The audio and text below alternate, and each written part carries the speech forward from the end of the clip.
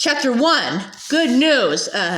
Click, clack, clackety. Kittredge smiled as she typed. She loved the sound the typewriter keys made as they struck the paper and the ping of the bell when she got to the end of a line. She loved the inky smell of the typewriter ribbon and the way the black letters looked as they marched across the page, telling a story the way she wanted it told.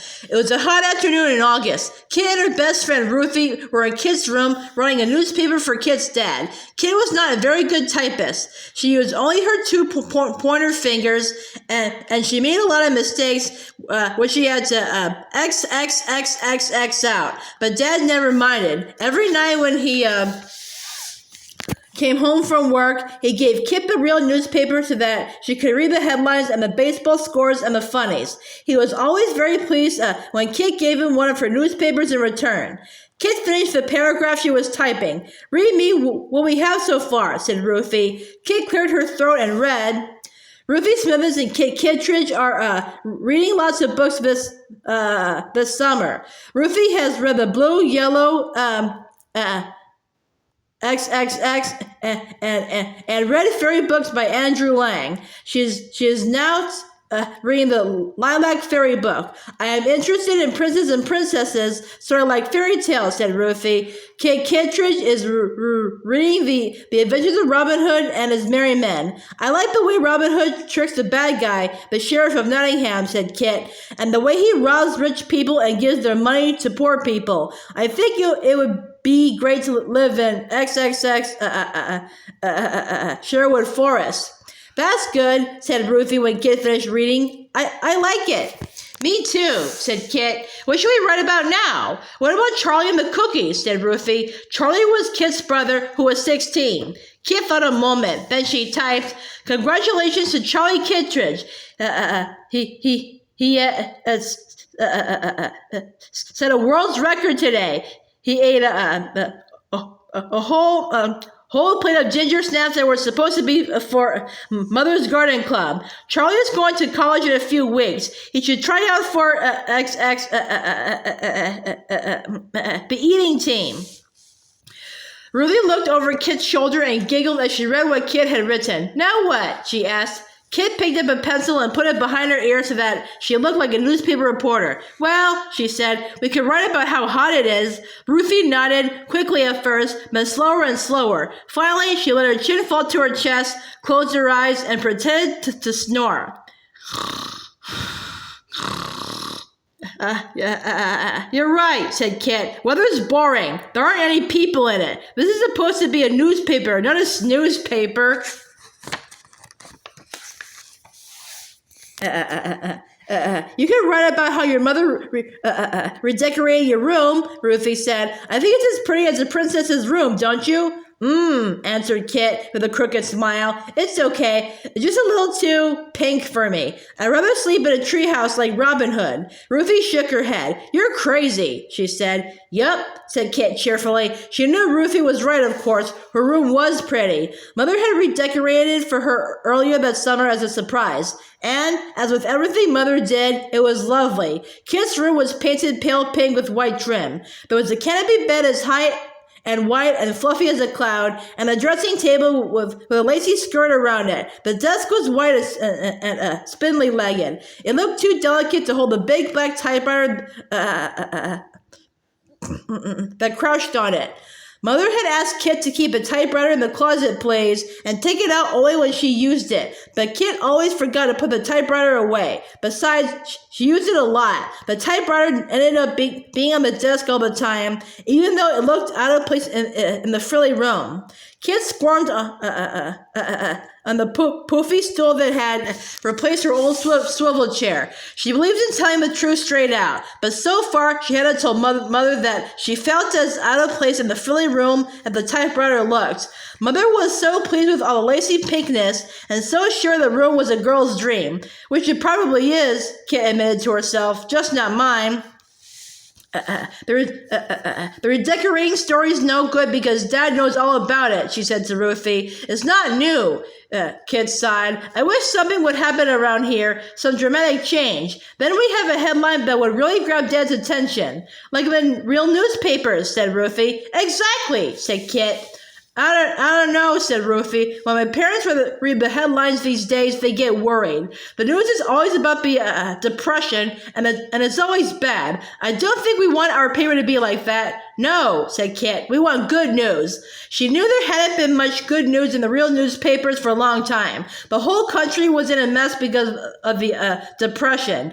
Dad had explained it to her. About 3 years ago, people got nervous about their money and stopped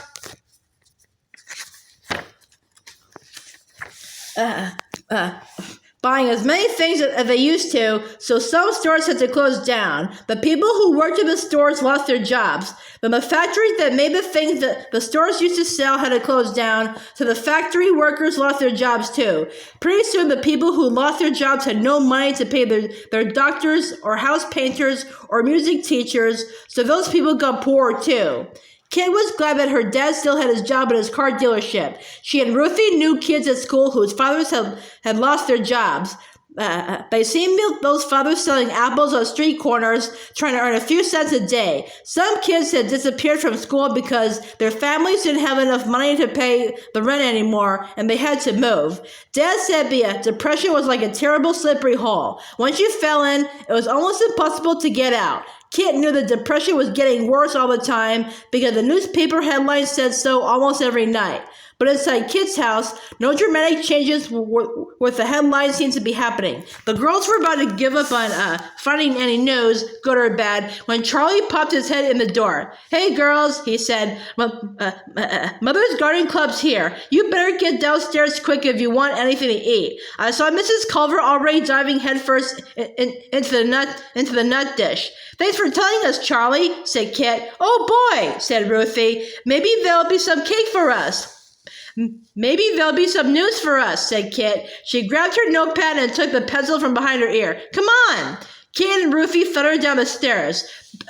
They slowed their steps in the hallway so that they wouldn't sound, as Mother always said, like herd of stampeding elephants. Mother liked things to be just so when the Garden Club ladies came. She brought out all her best crystal, china, silver, and linen and arranged her most beautiful plants on the terrace where the ladies met. Kit could hear the ladies' voices and the clink of their iced tea glasses out on the terrace now.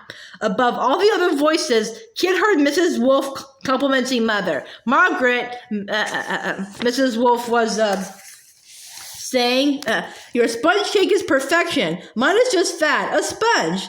Mrs. Wolf hooted at her own joke before she went on. Please give me a recipe. I'd be glad to, said Mother, just as Kit and Ruthie stepped onto the terrace. Mother looked as cool and slender as a mint leaf in her pale green dress.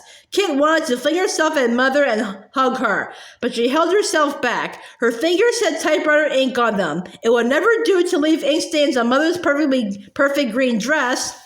Mother smiled when she saw the girls. Then she turned to her guests and said, Ladies, you remember Ruth Ann Smithers and my daughter Kit, don't you? Yes, of course, said the ladies. Hello, girls.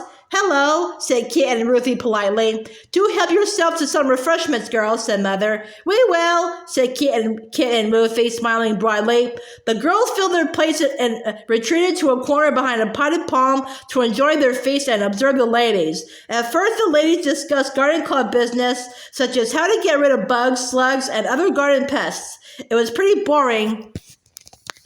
Although the girls did get giggly when Mrs. Wilmore said she was just beside herself because she had spotted her flocks.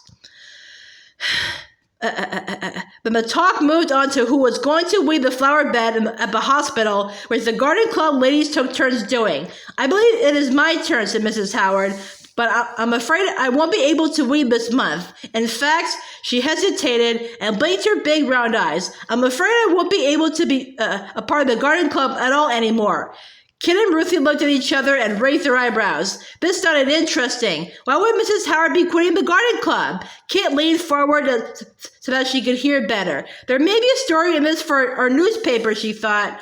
All the ladies murmured that they were sorry, and Mother said, Oh, Louise, that's too bad. Well, said Mrs. Howard, I'm moving to Chicago. My husband is already there, and so my son Stirling and I are going to join him. He's pursuing a business opportunity. Ah, said all the ladies brightly. They all knew what that meant. Kit did too. It meant that Mr. Howard had gone to Chicago to look for a job. Everyone knew that Mr. Howard had not had a job for 2 years, ever since the company he worked for here in Cincinnati had gone out of business.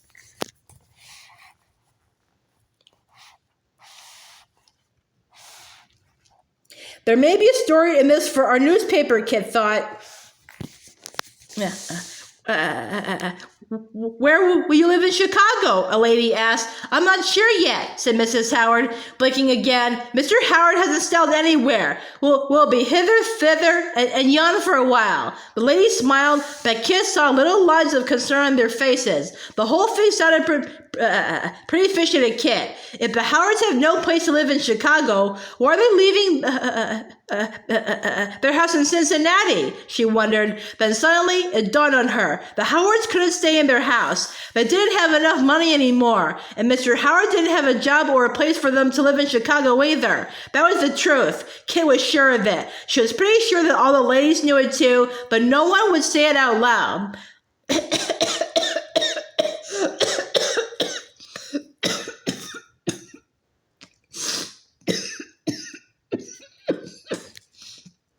There was an awkward silence. The mother spoke up and made everything better. I have a marvelous idea, Louise, she said to Mrs. Howard. We'd love it if you and dear Stirling would stay in our guest room until your husband is settled in Chicago and sends for you. Stirling is about Kit's age. I'm sure they'll get along beautifully. Ruthie nudged Kit, but Kit held her finger to her lips to signal Ruthie not to say anything. The ladies turned toward Mrs. Howard, waiting anxiously for her answer to Mother's invitation. Well, said Mrs. Howard slowly, if you're sure it isn't too much trouble, Stirling and I would love to stay. Thank you, Margaret. That's all settled then, said Mother calmly. All the ladies brightened up as if a cloud had blown away. Kit started scribbling notes on her notepad, and Ruthie whispered to her, Who's this boy Stirling? Kit shrugged. He's Mrs. Howard's son, I guess, she said. I haven't met him. You will, said Ruthie. He's going to be living in your house. Looks like it, said Kit. She liked the idea. Boys are always up to something. Stirling was sure to be a good source of stories for her newspaper for Dad, and it would be nice to have a boy around, especially after Charlie left for college. She and Stirling could play catch together. They could talk about the Cincinnati Reds baseball team, which Kit loved and Ruthie, quite frankly, didn't care about. And Stirling could join in when she and Ruthie acted out stories from the books they read. Kit grinned at Ruthie. When we played Robin Hood, Stirling can be the sheriff of Nottingham, she said. Boys like to be the bad guy. Ruthie had a big bite of cake in her mouth. She swallowed, then grinned back at Kit. Well, she said, you never know. Stirling might rather be Prince Charming and perform good deeds. He's already done one good deed, said Kit. What? Asked Ruthie. Come on, said Kit. I'll show you. The two girls slipped back inside the house and ran up the stairs to Kit's room. Kit stood in front of the typewriter. Stirling's giving us a headline, she said to Ruthie. Look! Kit typed in capital letters. The Howards are coming.